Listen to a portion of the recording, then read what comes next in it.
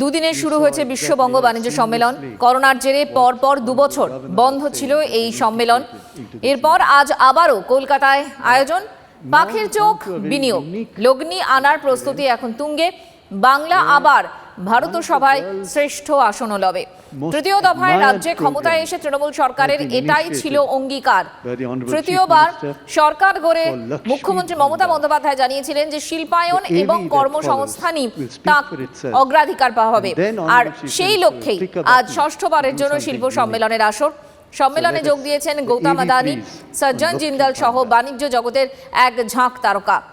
বিশ্ব বাণিজ্য শিল্প সম্মেলনে দেশ বিদেশের শিল্পপতিদের সামনে এবার লক্ষ্মীর ভান্ডারকে তুলে ধরতে চাইছে রাজ্য।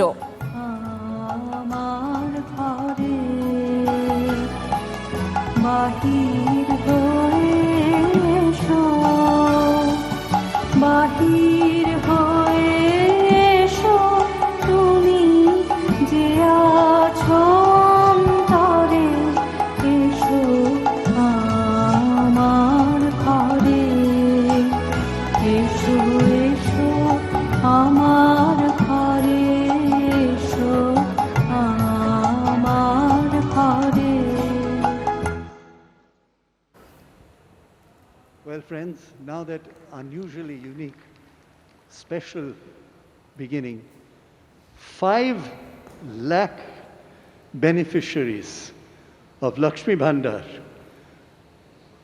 empowerment of women in the ultimate sense, with a click of a button across the districts of Bengal, 5 lakh beneficiaries, women, heads of household, will get the Lakshmi Bhandar directly into the bank digitally. May I request the Honourable Chief Minister to click this button to give this amazing output for empowering to be able to consume, from which will come industry and investment. Women empowerment is the way.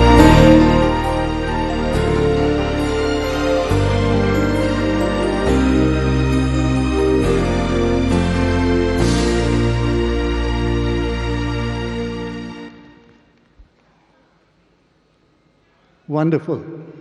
And all district magistrates were online, every one of them hands-on, as the Honourable Chief Minister clicked that button.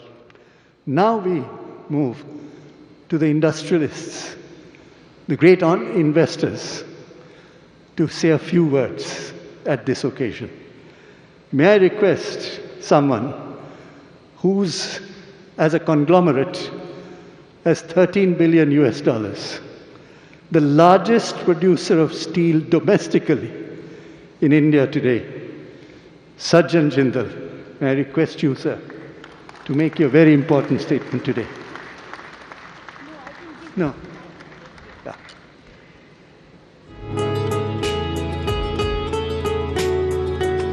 Chairman of JSW Group, Sajjan Jindal. Thank you, sir. Honorable Chief Minister, Ms. Mamata Banerjee, Ministers, Honorable Governor, Mr. Dhankar, Honorable Chief Minister, Ms. Mamata Banerjee, Ministers, members on the dais and distinguished guests. It is indeed a pleasure to be here today and contribute to Mamata Didi's great vision of making Bengal an economic, social and cultural powerhouse of India.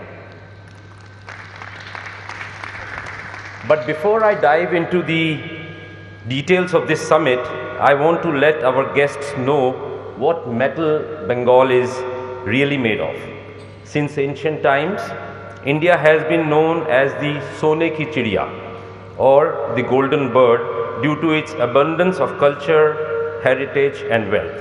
In fact, in the late 17th century, India was the largest economy and manufacturing hub of the world, producing about a quarter of global GDP. And it was Bengal, this land, that was India's wealthiest province. Bengal was described as the paradise of nations due to the quality of its living standards, products and people, all of which were amongst the highest or the best globally. It is to regain that glory for which Mamata Didi has been working so tirelessly. If you look closely, the government of West Bengal has consistently evolved its policies and vision to maintain its competitive position. An example of this is the spectrum of recent transformative and future-ready reforms that were ushered into to propel the state's economy. Policy on information and communication technology, logistics park, development and promotion policy, electric vehicle policy 2021 to support the sustainable transportation and creation of future-ready infrastructure hub. These are the grassroots and structural reforms that are essential to fuel the state's economy. West Bengal is today the 6th largest economy of our country with $200 billion of GDP, which is equivalent to 15.4 lakh crores. The state has witnessed consistent and positive growth of over 12% compounded over the last decade, and we saw in the AV that even during the pandemic, the state grew at 7.2%. This is in spite of the pandemic, which caused degrowth across most nations and states globally. More importantly, this is an outcome of the state's conducive and pragmatic approach to business. But that alone does not make this land so attractive. A thriving set of industries such as silk, agriculture, steel, power, coal mining, jute, tea and shipbuilding, amongst others, put Bengal on the global map long before and after the British ruled India. The Ganga Delta, along with 10 other major rivers that empties into the Bay of Bengal, is one of the world's most fertile regions on the planet. It is rich in minerals and agricultural produce, making West Bengal India's leading producer of food crops such as rice, potatoes, oilseeds and pulses. It is also known for producing 2/3 of India's jute, along with globally sought produce such as tobacco, tea, mango, lychee, pineapple, etc. With several major trading ports and international sea lanes passing through, Bengal is most strategically located for export business to thrive. It is this optimal mix of modern infrastructure, geographical positioning, progressive policy and development of coal sectors, coupled with a population fluent in English, that have thrust West Bengal into a top-tier destination for global investment. From my experience, it is clear that Bengal means business. And proof of this lies in the thousands of delegates who have convened here today for the 6th Bengal Global Business Summit. I see people from different countries and industries here for a common purpose to explore business opportunities, forge partnerships and contribute to Bengal's growth. Bgbs has over the years attracted investment proposals amounting to over rupees 12 trillion. I am here today to push that further. In my last Bengal Summit address, I spoke of my interest in investing in the state of Bengal. JSW commissioned a greenfield cement unit near Shalboni, which is now undergoing an enormous expansion. To this accord, I must highlight that our experience of starting up and running an industry here has been seamless and lucrative. We have not lost not even a single man day of operations at our plant due to supply chain, labor or utilities issues. A testament to the pro-business environment that exists here. Before I came, there were so much of naysayers that Bengal, you will have labor trouble, you will have this, but Mamata Didi had assured me on day one that you will not face any problem, and this is a testament of that. Now, to demonstrate my ongoing commitments to West Bengal, we are keenly pursuing a 900 megawatt hydro pump storage project. This will bring clean energy to the state, and we hope to receive this prestigious project through a nomination from the state government. Furthermore, we are exploring the investment of a world-class roll shop here in Kolkata that will cater to the steel industry across India. This will be one of the only roll shops in India run by highly skilled individuals here in Bengal and bring us one step closer to Atmanirbhar Bharat. But in addition to business, I must also highlight how attuned to personal development and upliftment of society this government is. It is through the support of Mamata Didi and her government that the largest temple in the world is being constructed in the state of Bengal, a place called Mayapur, which is not very far from Bengal. And Mamata Didi had given 700 acres of land to this temple precinct to create world's largest temple. So thank you, Didi, for this great service to the Indian.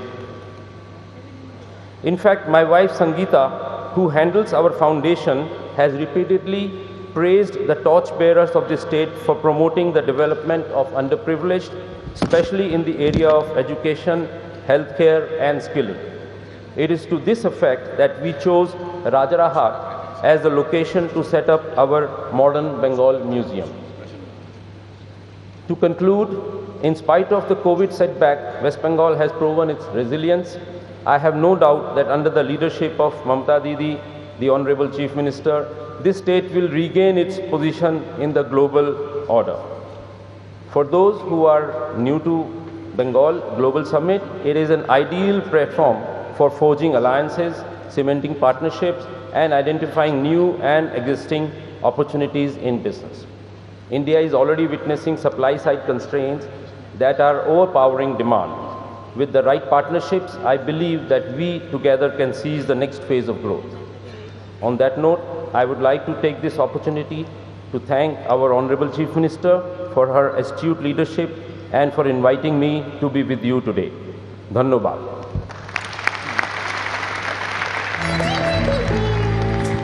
Thank you very much, Sajjan Bhai. That's a very remarkable statement, a tour de force of Bengal, and your own contribution to the economy already.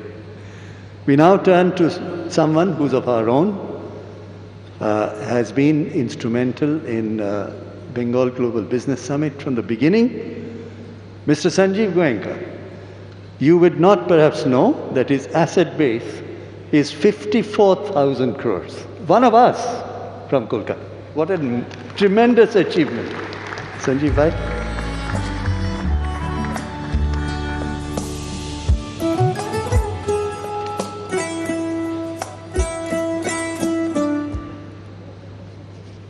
Honorable Governor of West Bengal, Honorable Chief Minister of West Bengal, dignitaries, ladies and gentlemen, it's an honor to be here. It's a pleasure to be here. It's a privilege to be here. To illustrate what the new Bengal is, I'm going to go back a little bit.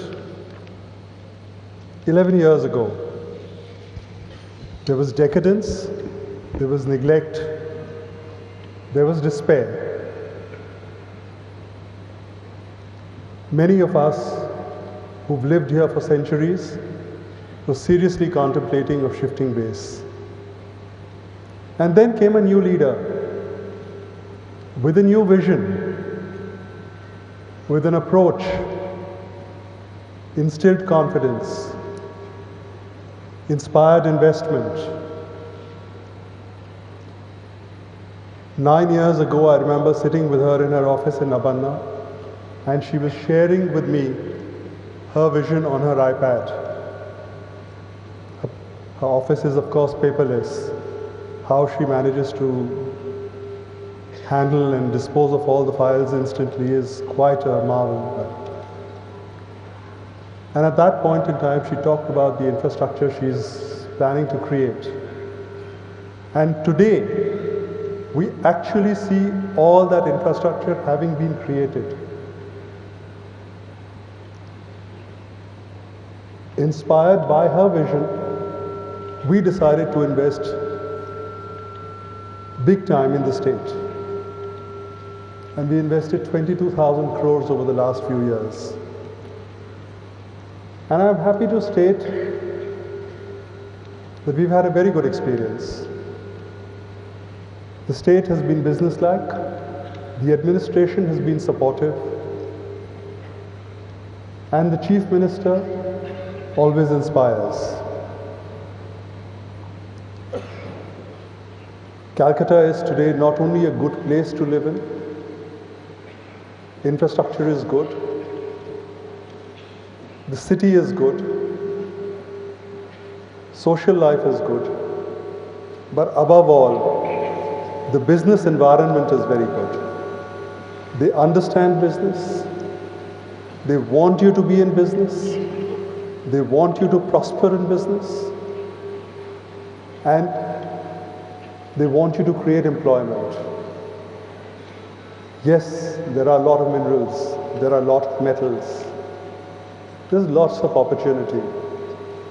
But most importantly, you have a government that wants to succeed in economy.